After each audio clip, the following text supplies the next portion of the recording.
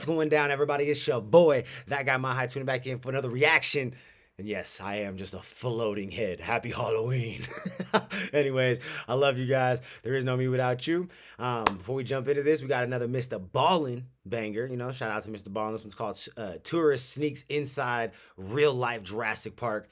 And yeah, I'm sure crazy. So let's go ahead and get a big shout out to all the members real quick so we can jump into this video. We got Trey420, Holla Boy, Manly, Epic Service, Misty Summers, Carrie Huffman, Laura, Sam Glover, Jamal Moore, Keith Martin, Funny Farm, Driver Thoughts, Ryan Parks, Kara Hinton, Marie Esquivel, I think I said it right, Mr. Pay It Forward, Happy Chick, Lynn Willow, Holla Girl, Taylor, Nine Heist, Marla Hudgens, Diesel Fuel, Nick Fisher, Creatively Insane, Nicole Massey, Aaron DiCarlo, Mama Dukes, Robin Lynn, Amy Jane Doe, Liz Nugget, My Hood Life, and Gary Willis. Gang, gang, gang, gang. You dig what I'm saying? I try to throw the last names in there this time. You know what I'm saying? Usually I just throw the first names out there, and then, you know, depending on how I'm flowing, you know, I might just say somebody's last name if it just, like, you know, rolled off the tongue right, but I try to get everybody this time. You know what I'm saying? Anyways, let's go ahead and jump into this video, man.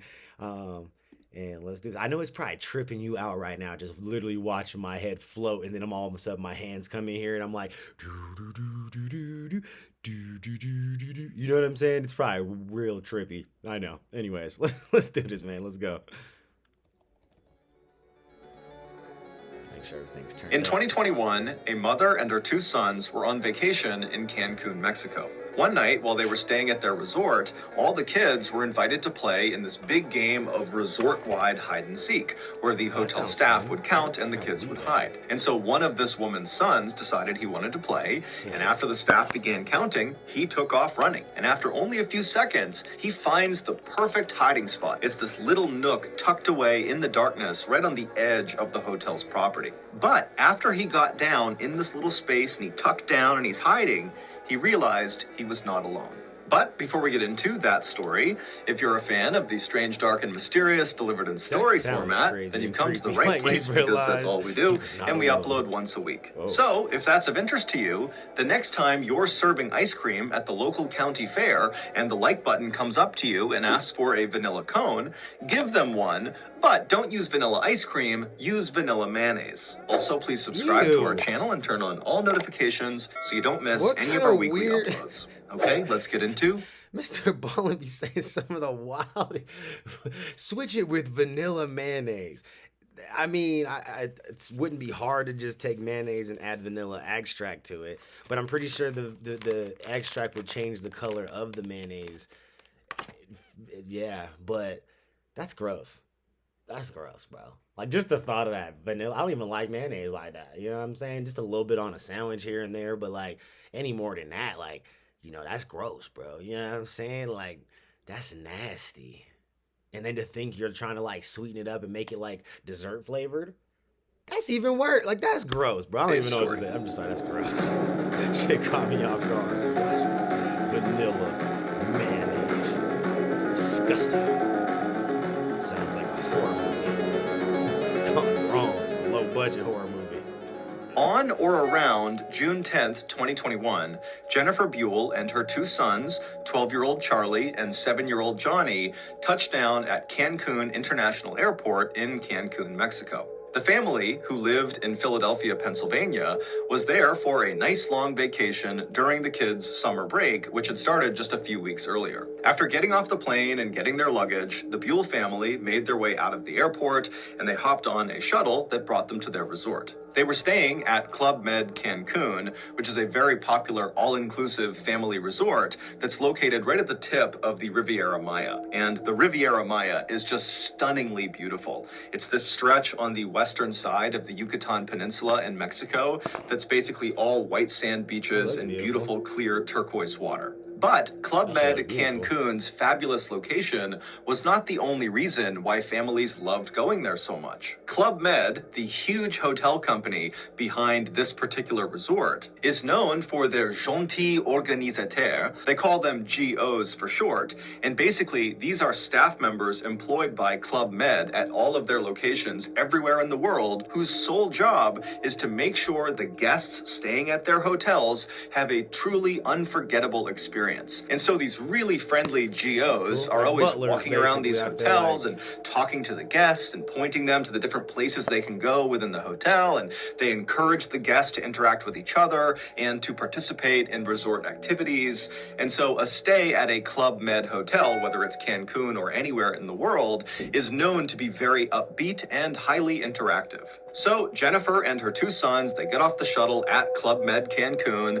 They go inside, they get checked in, they make their way to their room, they drop their bags, and then they head out to explore the hotel. And pretty much right away, there were GOs all over the place coming up to welcome them to the hotel and pointing them to the best restaurants, the best places to go swimming, and what activities were coming up that night and what to look forward to that week. And right away, what stood out to the Buell family, specifically Charlie and Johnny, was the Kids Club slash Teens Club. Basically, the GOs organized really fun games and activities just for the kids, depending on what age they were. And so this was really appealing to Charlie and Johnny to go play with other kids. And it was appealing to Jennifer because this would mean she could go off and actually relax because she would have childcare. So, starting that first night and over the next week they were in Cancun, Jennifer made sure they always were around the resort so that the boys could just take off and go hang out with this kids club, teen club whenever they wanted. And so the routine that the Buell family adopted over the course of their vacation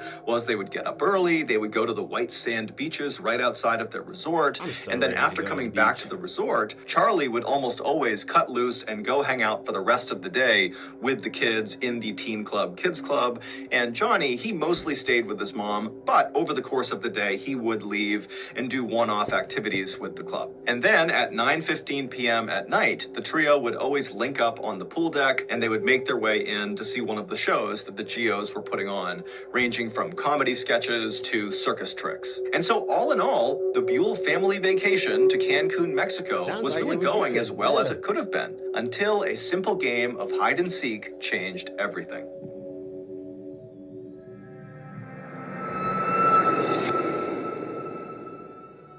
Today's video is sponsored by Rocket Money, formerly Truebill. When you become an adult... All right. Shout out to Mr. Ballin and his sponsor, but we're not sponsored, so we're going to go ahead and go back to the story now. Back to the story. There we go. Question. You ever seen a floating smoking head? I'm like Gengar in this bitch, you know what I'm saying? The Pokemon. Gotta catch 'em all. Gotta catch 'em all. You know what I'm saying? I'm like Gengar with dreads.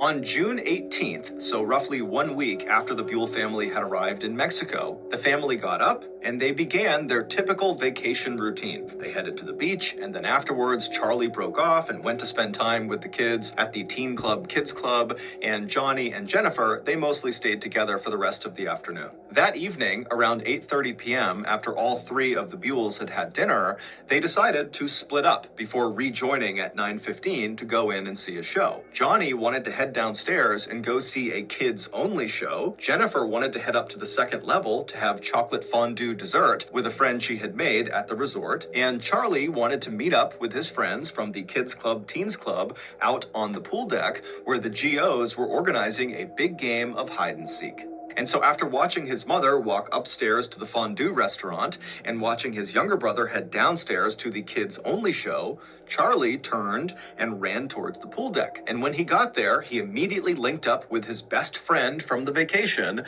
a 13-year-old named Cyrus. And very quickly after that, the GOs who were on the pool deck with all these other kids that were out there, they said, okay, we're going to start counting. You guys all hide. And so the GOs, they walked to the side of this big pool deck, they covered their eyes, they began counting, and all the kids, Charlie and Cyrus included, scattered to find the best hiding spot. And right away, as Charlie and Cyrus are looking for places to hide... You know, and the thing like about it too is like, it's just so crazy to see or like to hear this story because we've all played hide and seek. Like it's such a innocent children's game. You know what I'm saying? Like, can weird things happen? I don't know if y'all ever played hide and go get it. You know what I'm saying? You had to, group of boys, group of girls. You know what I'm saying? This is obviously we were teenagers doing this, but go run off and then you find you a girl and try to get you some. You know what I'm saying? Hide and go get it. You dig? But anyways, hide and go seek is just a innocent children's game, and to like know that this is going to somewhere terrible, bro, is just like it's making me sad already. Like we all played hide and seek and never thought that anything like bad was gonna happen playing that game. You know what I mean? The other kids are taking up all the best hiding spots. And so for a second, they're panicking. They're not going to have a good spot. Then both of the boys looked over to the side of the pool deck and they realize there is a perfect hiding spot that nobody's taken. Around the outside of this huge open air pool deck was a metal fence. It was only a couple of feet tall and it was made up of metal bars so you could see right through it. It was basically in place just to denote the edges of the resort property. And on one length of this perimeter fence, the south side of this fence, there was a gate built into this fence. And this gate was almost always closed and locked. The only time it was opened was when a GO or another hotel staff member would open it to lead guests out of the resort property to go off and do some excursion. But for some reason, on the night of June 18th, this fence was wide open. On the other side of this fence was just this small rectangular platform that jutted out about 10 feet from the pool deck, same level as the pool deck. And if you were standing on this platform with your back to the pool deck,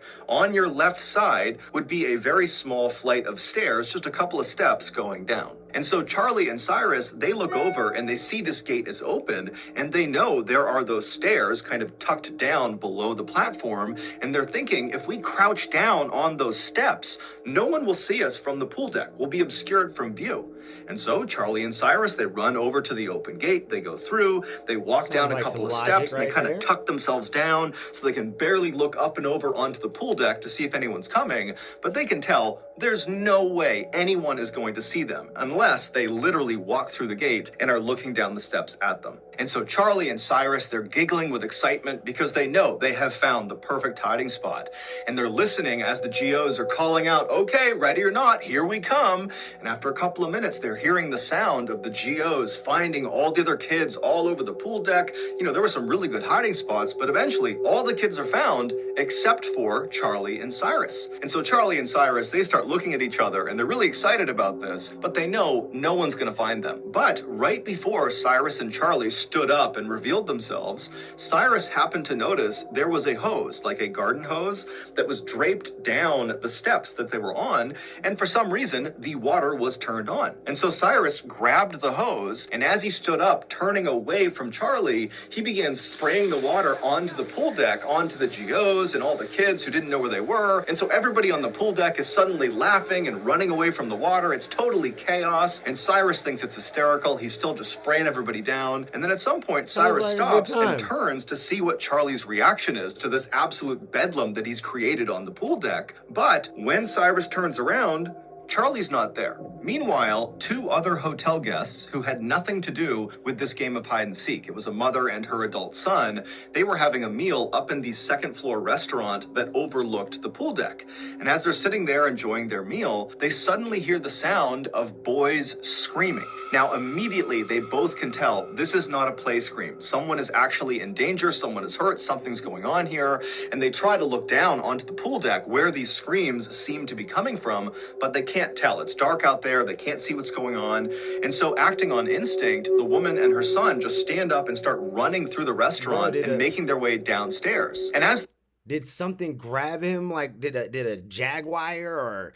Yeah, I'm trying to think because they're in Mexico. So what's down in Mexico that could just snatch your ass up like that? I mean, do they got big ass anacondas or something? Like what grabbed this motherfucker and ran off with him? The woman's husband actually sees her charging through, and he, along with two other boys that happen to be near him, just start running after them, knowing that whatever's going on, it's bad, so they have to go help. And so when these five people get down to the pool deck, they hear the sound of the boys screaming again, and they can tell it's coming from that open gate, that platform area where Charlie and Cyrus had been hiding. And so these five people charge through the still open gate. They go out onto this platform and they look down the little flight of stairs and they see Cyrus. They don't see anybody else on the platform. It's just this one boy, and he looks totally shaken up, totally hysterical, and it's clear he is one of the boys that was screaming. And then before they could even ask him what was going on, they hear a sound coming from somewhere below the steps, and they all turn, and literally out of the darkness, Charlie just suddenly emerges, and he looks up at the adults and just says in a very very calm voice, "Save me, save me." This Did he get normally grabbed by a completely fucking off-limits, alligator? fenced-off platform that jutted out past the pool deck where the boys were hiding, that was actually a dock that sat over a swampy lagoon. And Bruh. underneath that dock was a nest of crocodiles. And when Cyrus and Charlie were on that lower step, the crocodiles had noticed them. And when Cyrus had stood up and begun spraying the water onto the pool deck, one of those crocodiles, a 13-foot monster, had come out of the water, turned around, and literally leapt up onto those steps, bit Charlie by the leg, and pulled him into the water. The screams that woman and her son had heard while they were in that restaurant were Cyrus's and Charlie's, because initially when Charlie was pulled into the water, he didn't go directly under. And so Cyrus had managed to grab onto Charlie's arms, and he was trying to pull Charlie out of the crocodile's mouth, and the two of them were screaming for help. But by the time that woman and the other 4 people got down to the platform, Cyrus lost his grip on Charlie, and the croc and Charlie went under the water. And so those 5 people were standing there when the crocodile and Charlie just came back out of the water. And that's when Charlie was saying, "Save me, save me." He was in the crocodile's mouth. And when these 5 people saw Charlie and understood what was going on, without any hesitation, the adults leapt into the dark lagoon waters that are clearly infested with crocodiles and began beating the crap out of this crocodile. And while this melee is happening in these dark, murky lagoon waters with crocodiles everywhere, someone had gone into the fondue bar and told Jennifer, "Your son's being attacked by a crocodile." And she instantly leapt up and just ran across the restaurant, knocking anything over that was in her way. And finally, she got downstairs to the pool deck. She went through that gate out to that platform, and she saw her boy. Charlie was laying on his back, surrounded by totally frantic and hysterical adults. Charlie's leg looked like it had been through a meat grinder, but Charlie was awake, and he was talking to the adults near him. In the time it took Jennifer to run through the restaurant and get down to the pool deck, those adults who had leapt into the murky lagoon water to fight with this crocodile had literally beaten it so badly that it released Charlie. And according to the people who watched this happen, this crocodile was putting up an unbelievable fight. It was whipping its head side to side, tearing into Charlie's leg. It kept pulling Charlie deeper and deeper into the water. And these adults just didn't stop. They were yanking on this crocodile, punching its eyes, gouging its eyes, and finally it worked. When Charlie was finally pulled to safety and was laying on the dock, he was in rough shape, and no one knew if he was going to survive or not.